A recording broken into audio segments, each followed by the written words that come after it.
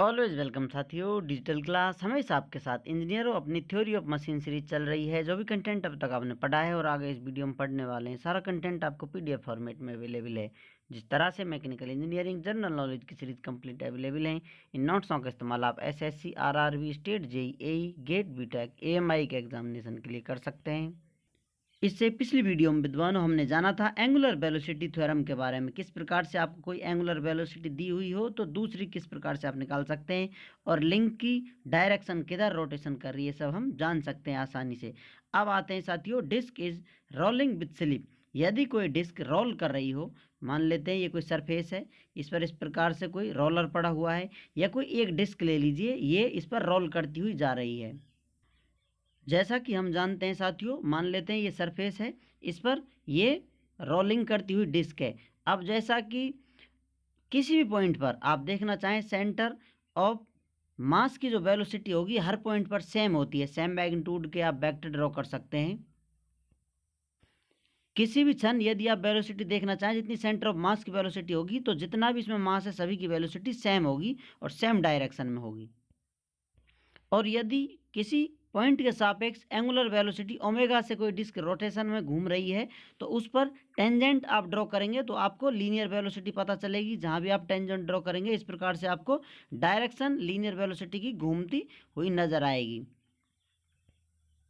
तो यहाँ पर एंगुलर वेलोसिटी की वजह से लीनियर वेलोसिटी आर ओमेगा है और सेंटर ऑफ मास की वेलोसिटी वी सी एम है। यहाँ इस पॉइंट पर दोनों की सेम डायरेक्शन होगी, सेम मैग्नीट्यूड होगा।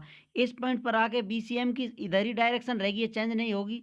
लेकिन यहाँ पर जो टेंजेंट आप ड्रॉ करेंगे आर ओमेगा, यहाँ जो इसकी लीनियर वेलोसिटी होगी एंगुलर वेलोसिटी की वजह से, उसकी डायरेक्शन चेंज हो जाएगी। इसका रिजल्टेंट इस प्रकार से निकल कर आएगा। इस पॉइंट की BCM डायरेक्शन है, आप इस प्रकार से परपेंडिकुलर ड्रॉ करेंगे। दूसरा यहाँ पर रिजल्टेंट जो वेलोसिटी है इसका परपेंडिकुलर ड्रॉ करेंगे, वो आपको या तो इस पॉइंट पे मिलता हुआ नजर आएगा, या इस पॉइंट पर, या फिर कहीं ऊपर नीचे होता हुआ नजर आएगा। यदि दोनों मैग्नीट्यूड सेम है लीनियर वेलोसिटी के और सेंटर ऑफ मास की जो वेलोसिटी है, तो आपको इस पॉइंट पर जो टच पॉइंट है, इनका स्पर्श पॉइंट है, या आप कह सकते हैं कॉन्टैक्ट सरफेस पर आपको आई सेंटर मिल जाएगा इसका। ये कोई अपनी इस प्रकार से फर्स्ट लिंक है, ये सेकंड लिंक है, तो इनका आई सेंटर कहाँ होगा, इस पॉइंट पर, कॉन्टैक्ट पॉइंट पर इनका आई सेंटर होगा। 1 2 इसे आप लिख सकते हैं। तो नीचे वेलोसिटी इधर BCM हो जाएगी, अपोजिट डायरेक्शन में आर ओमेगा हो जाएगी। यहाँ पर ऊपर की तरफ आपको आर ओमेगा और इधर की डायरेक्शन में आपको मिलेगा BCM। इस प्रकार से वेलोसिटी चेंज होती रहेंगी, इनके रिजल्टेंट यहाँ पर 0 हो जाएंगे। यहाँ पर डायरेक्शन चेंज होगी, यहाँ पर मैग्नीट्यूड बढ़ जाता है, तो यहाँ पर मैक्सिमम वेलोसिटी होगी, यहाँ पर लगभग 0 हो जाती है उस क्षण के लिए।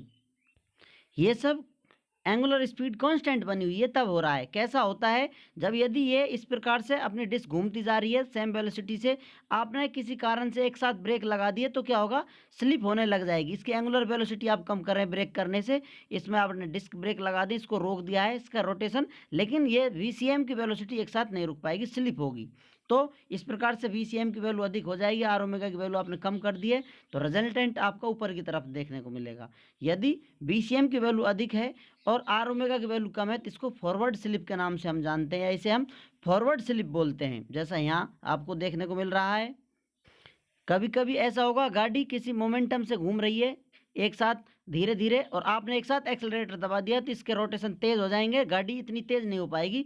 तो क्या होगा, BCM की तो वैल्यू कम है, जो सेंटर ऑफ मास की वेलोसिटी कम है, लेकिन आर ओमेगा की वैल्यू आपने बढ़ा दी है, अभी एक्सेलरेटर खींचा है, तो आपका रिजल्टेंट अब इस प्रकार से नीचे की तरफ झुक जाएगा, इंक्लाइंड हो जाएगा।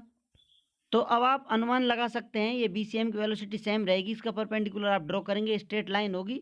यदि अब ओमेगा की वैल्यू, यहाँ से ये BCM है, अब रिजल्टेंट अपना इस प्रकार है, ये फिक्स इस पॉइंट पर कांटेक्ट करता है, लेकिन यदि इसको आप ऊपर कर देंगे इस प्रकार से इस कंडीशन में, तो इसका रिजल्टेंट यहाँ पर आके मिलेगा, आई सेंटर यहाँ मिलेगा। यदि ये कंडीशन अपोजिट हो जाती है, आपका जो रिजल्टेंट है नीचे की तरफ इंक्लाइंड हो जाता है, तो आपको इस कॉन्टैक्ट पॉइंट पर ना मिलते हुए बिल्कुल आपने स्ट्रेट लिया है, तो परपेंडिकुलर इस प्रकार से आपका आई सेंटर ऊपर की तरफ शिफ्ट हो जाता है। तो अब यदि आपसे क्वेश्चन किया जाए, यदि बीसीएम की वैल्यू अधिक है आर ओमेगा से तो फॉरवर्ड स्लीपिंग होगी। फॉरवर्ड स्लीपिंग होगी इसका मतलब बीसीएम अधिक है। तो यहाँ पर इस प्रकार से रिजल्टेंट होगा आपका, तो आपका आई सेंटर नीचे मिलेगा कॉन्टैक्ट पॉइंट से। यदि ये कंडीशन अपोजिट हो जाती है, आप देख रहे हैं यहाँ पर BCM is less than R omega, तो इसको बैकवर्ड स्लीपिंग के नाम से हम जानेंगे। यहाँ पर बीसीएम की वैल्यू कम होगी है, रिजल्टेंट इस प्रकार से हो गया आपका। तो अब ये कॉन्टैक्ट पॉइंट है, उससे ऊपर आपका आई सेंटर शिफ्ट हो जाता है। अब यदि किसी प्रकार का आपका कोई क्वेश्चन करे, आपसे कोई भी क्वेश्चन हो, आसानी से आप बता सकते हैं। उम्मीद करते हैं विद्वानों वीडियो में दी गई जानकारी अब तक कि आपको अच्छे से समझ में आई होगी। अभी भी आपका कोई कन्फ्यूजन है तो आप हमसे कमेंट कर कर पूछ सकते हैं। साथियों, आप चाहें तो कॉन्टैक्ट कर सकते हैं, कॉन्टैक्ट लिंक आपको वीडियो डिस्क्रिप्शन में मिल जाएगा। वीडियो को अंत तक देखने के लिए, चैनल को सपोर्ट करने के लिए आपका दिल की गहराइयों से बहुत बहुत धन्यवाद। मिलते हैं नेक्स्ट वीडियो में। जय हिंद, वंदे मातरम।